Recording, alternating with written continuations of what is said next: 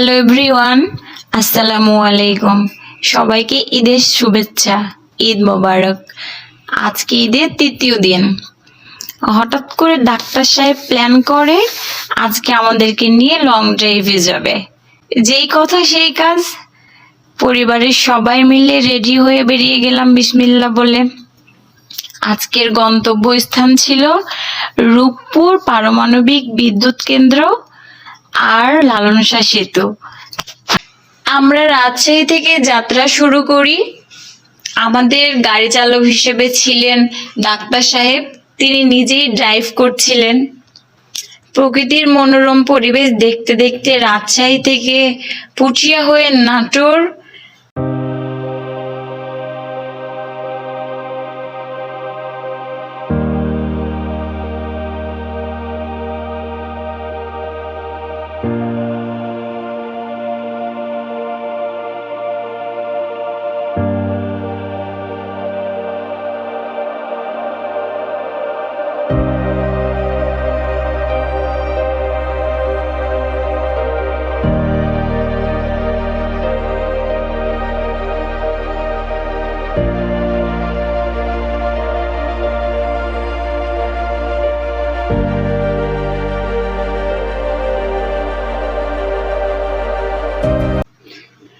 কিন্তু উটকো বাইকাররা বেপরোয়াভাবে রাস্তায় গাড়ি চালাচ্ছিল, যা আমাদের মনে প্রাণে ভয়ের সৃষ্টি করছিল। আমি বারবার ডাক্তার সাহেবকে বলছিলাম গাড়ি সাবধানে চালাতে।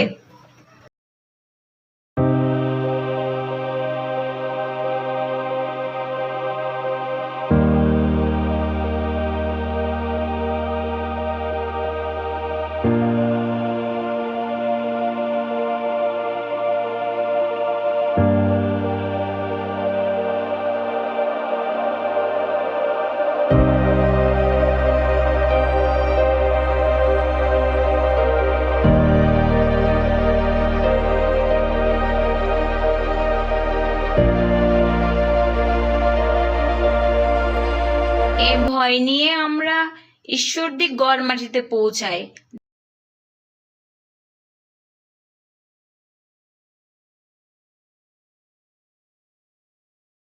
যেখানে ডাক্তার সাহেবের এক বন্ধু ও তার ফ্যামিলি নিয়ে অপেক্ষা করছিল।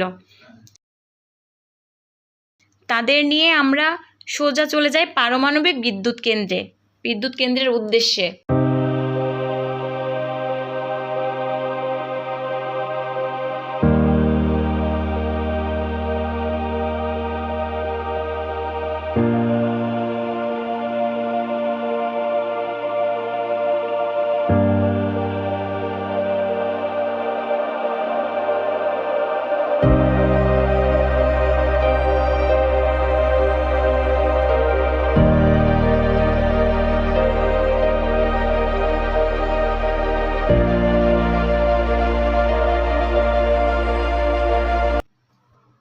পারমাণবিক বিদ্যুৎ কেন্দ্রে নেমেই আমরা কিছু ছবি তুলতে কর্মরত সেনা এসে মানা করায় মনটা খুব খারাপ হয়ে যায়।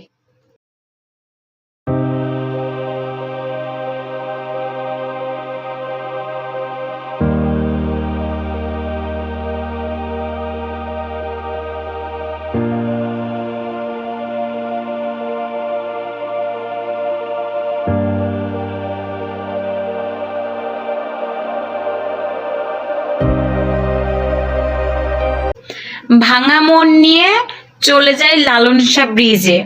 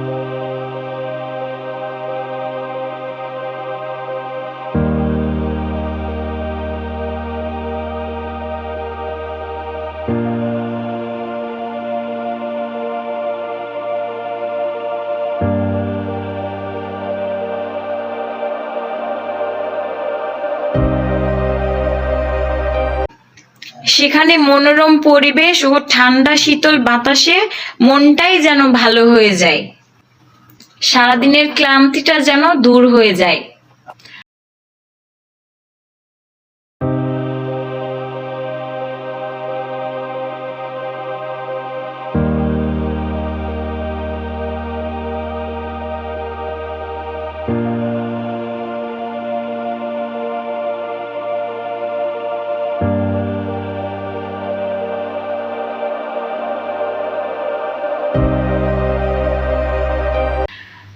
আমার বাচ্চা দুইটাও আলহামদুলিল্লাহ অনেক মজা করেছে।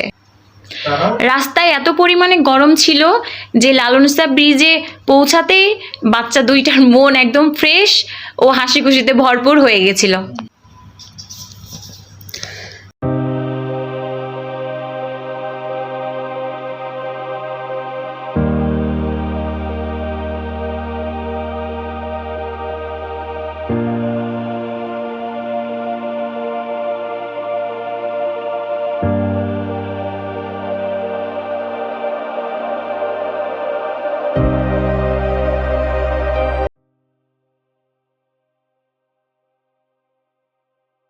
কিছু বলো মিষ্টি। এখন বললেও তো ইয়া করবে না, বলো। হ্যাঁ এটা তো পরে এডিটিং করবে না।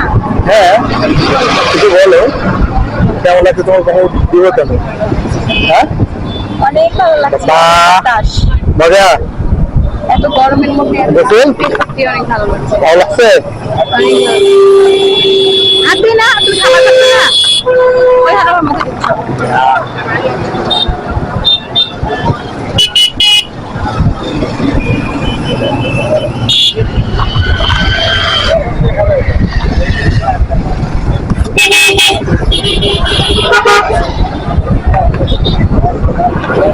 তাহলে তোমাদেরকে আমরা সুন্দর একটা শিয়া উপহার দিলাম না?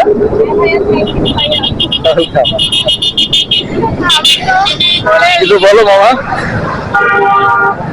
এই পাশ থেকে বলো, মানে সূর্যের আলোতে ভালো আছে। হ্যাঁ আমরা এখন বাংলাদেশের সবচেয়ে বড় হাতির সামনে দাঁড়িয়ে আছি। আপনি সব হাতিটা চালু হলে আমরা বিদ্যুতের অভিশাপ থেকে ইনশাল্লাহ মুক্তি পাবো। ইনশাআল্লাহ। এই ক্রেডিটটা কাকে দিবে? এই ক্রেডিটটা বঙ্গবন্ধুকে নিয়ে আগে দিতে পারবে।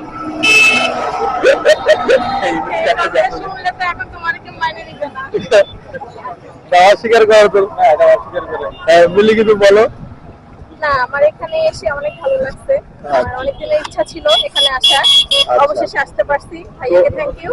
তোমাদের বাড়ির কাছে হওয়া সত্ত্বেও তোমরা আসতে পারো। আমরা আসতে পারি নাই। আচ্ছা ওয়েলকাম ওয়েলকাম। আপু আমরা নিচে যাবো?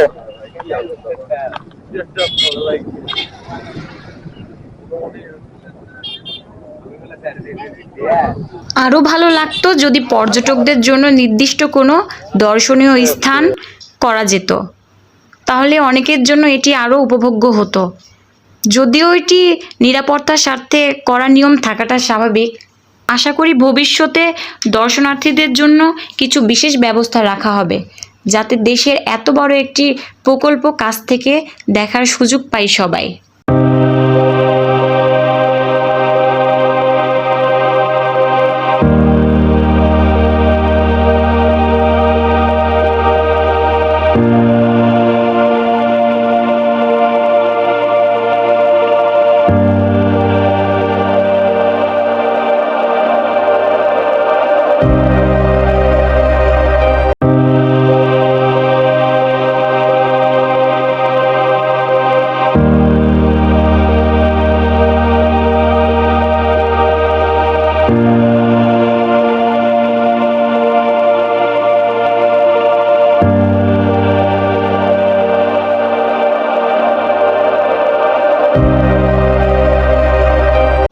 সবাই ভালো থাকবেন, দেখা হবে নেক্সট কোনো ট্যুরে।